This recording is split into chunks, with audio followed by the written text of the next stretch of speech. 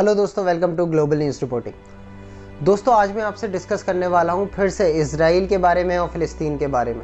मैंने आपको बहुत डिटेल में बताया था कि ये सेटलर्स होते कौन हैं और किस तरीके से फ़िलिस्तीनियों की ज़मीनों पर कब्ज़ा करते चले जाते हैं। इन्होंने जेरूसलम के अंदर किस तरीके से कब्ज़ा किया, किन कंपनीज़ का यूज़ किया, यूएई का इस्तेमाल कैसे किया, मैंने आपको सारी स्टेटिस्टिक्स आपके सामने रखी थी और आपको डिटेल में बताई थी सारी चीज़ें। तो आप इसके लिए मेरे पुराने वीडियोज़ को देख सकते हैं और उसमें आपको फैक्ट मिल जाएंगे कि किस तरीके से लैंड को ग्रैब किया जाता है। ठीक है, Israel is a land grabber करके मेरा एक वीडियो है, वो आप देखिए और जान लीजिए कि किस तरीके से इजराइल जो है एक भूमाफिया का काम करता है और फ़िलिस्तीनियों की ज़मीनें खरीद लेता है और ऐसे ऐसे लॉ लेकर आता है, ऐसे ऐसे लॉ लेकर आता है कि वहाँ पे फ़िलिस्तीनियों के राइट्स भी छिन जाएँ और फिर आसानी के साथ उनकी ज़मीनों को हथियाया भी जा सके। तो कुछ ऐसे ही लॉज के बारे में मैं आपसे ऑलरेडी डिस्कस कर चुका हूँ। जैसे मैं एक लॉ आपको बता दूँ कि कोई भी फ़िलिस्तीनी जेरूसलम के अंदर अपना घर कुछ भी चेंजेस नहीं करवा सकता, थोड़ा बहुत भी नहीं बना सकता, कुछ दीवार पे पेंट भी नहीं करवा सकता जब तक कि इजाज़त ना ले ले अथॉरिटीज़ से। आप ये समझ लीजिए, जुल्म करने वाली बात ये है। इजराइल के लिए मज़े की बात है, लेकिन फ़िलिस्तीनियों पर ये एक जुल्म है। उनके ऊपर जुल्म क्या है कि वो फ़िलिस्तीनी जो हैं अपने घर पे पेंट भी नहीं करवा सकते बिना इजाज़त के, और उन्हें इजाज़त मिलती ही नहीं है। यानी पूरे साल के अंदर 13-14 घर को इजाज़त मिलती है कि वो अपने घर को रिनोवेट करवा सकें। अगर कोई फ़िलिस्तीनी रिनोवेशन करवाते हुए भी दिख जाता है अपने घर पर तो उसका घर सीज कर लिया जाता है। पैलेस्टीनियन अथॉरिटी कुछ नहीं बोलती और इजराइल के कोर्ट जो है ऑर्डर्स दे देते हैं, कुछ भी ऑर्डर्स दे देते हैं, और पैलेस्टीनियन अथॉरिटी उनको मान भी लेती है। पीस पीस पीस पीस के चक्कर में जो है वो जेरूसलम के पीस पीस पीस पीस होते चले जा रहे हैं और जेरूसलम मुसलमानों के हाथों से निकलता चला जा रहा है। और ये इंशाल्लाह ये ग्रेटर इजराइल जो ये बनाने की कोशिश कर रहे हैं, यही इनका डिस्ट्रक्शन की वजह होगी और इनका मुकाबला भी मुसलमान ही करेंगे और इनको हराएंगे भी इंशाल्लाह मुसलमान, और देखिएगा इन फ्यूचर। लेकिन मैं आपको प्रेजेंट सिचुएशन बता दूं ताकि आप अवेयर हो जाएं कि हालात क्या हैं। तो 42% इंक्रीज़ हुआ है इलीगल जेविश सेटलर्स में 2010 के मुकाबले में। अब 2020-2021 में 42% जेविश सेटलर्स जो हैं बढ़ गए हैं। इसका मतलब आप समझते हैं कि जितने 2010 में थे उसके जस्ट डबल हो गए। अब इलीगल सेटलर्स की बात कर रहे हैं यहाँ पर। जेरूसलम, आप ईस्ट जेरूसलम के सेटलर्स को हटा दीजिए, बिल्कुल वो पुराने हैं।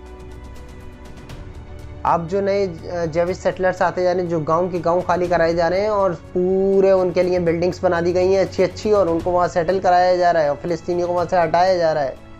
उनके बुलडोज़र ले लेके घर डिस्ट्रॉय कर देता है। मैं आपको न्यूज़ दूंगा ये भी कि कौन कौन से टाउन अभी इन्होंने कौन कौन से विलेज जो है डिस्ट्रॉय किए हैं।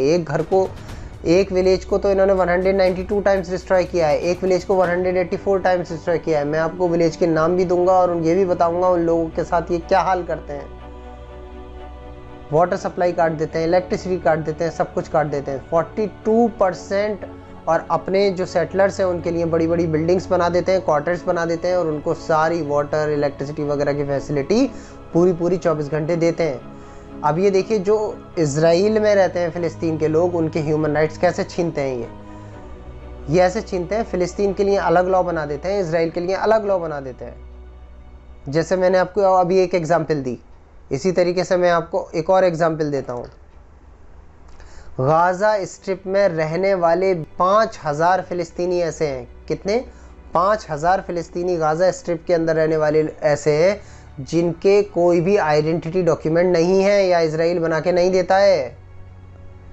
तो उससे क्या होता है, इजरायली इशूड आइडेंटिटी डॉक्यूमेंट ही मानता है इजराइल सिर्फ। अगर गाज़ा से किसी को इजराइल में काम करने जाना है तो वो इजराइल उसे एक्सेप्ट तभी करेगा जब उसके पास आईडी प्रूफ होगा, और आईडी प्रूफ की बहुत सारी कंडीशंस हैं। तो 5000 से ज़्यादा फ़िलिस्तीनी, या आप ये कह लें कि गाज़ा के लोग ऐसे हैं जिनको इशू ही नहीं करे उसने।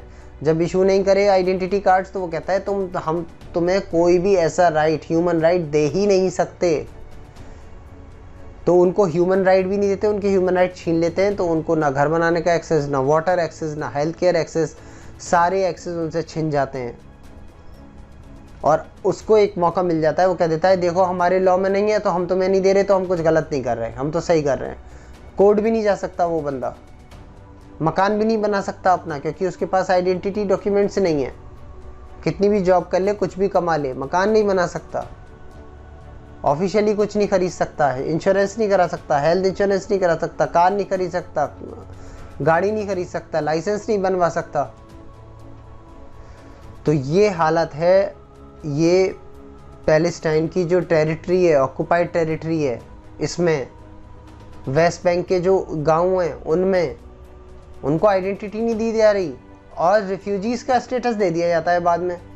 और रिफ्यूजीज़ का स्टेटस देने के बाद ये दिखाया जाता है कि देखिए हमने इतने रिफ्यूजीज़ यहाँ रख रखे हैं। फिर जॉर्डन से कहते हैं कि ले जाओ इन रिफ्यूजीज़ को, अपने यहाँ रख लो। लेबनान से कहते हैं तुम अपने यहाँ रख लो। इजिप्ट से कहते हैं आप अपने यहाँ रख लो। उससे क्या होता है, आप आइडेंटिटी छीनते चले जाइए, आबादी कम होती चली जाएगी और आबादी कम हो जाएगी, ज़्यादा से ज़्यादा उनके घरों पे कब्जा हो जाएगा, विलेजेस पे कब्जा हो जाएगा, पूरे पूरे विलेजेस को रिफ्यूजीज़ बना दिया जाता है।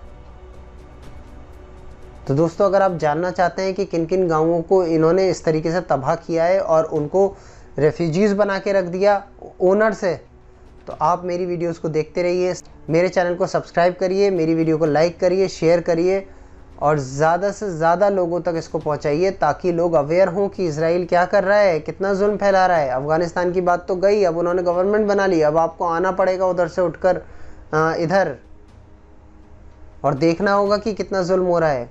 आवाज़ उठानी होगी सोशल मीडिया पे, इजराइल को दिखाना पड़ेगा आपको कि वो एक टेरर ऑर्गेनाइजेशन है और हम उसे टेरर ऑर्गेनाइजेशन ही मानते हैं। अस्सलाम वालेकुम।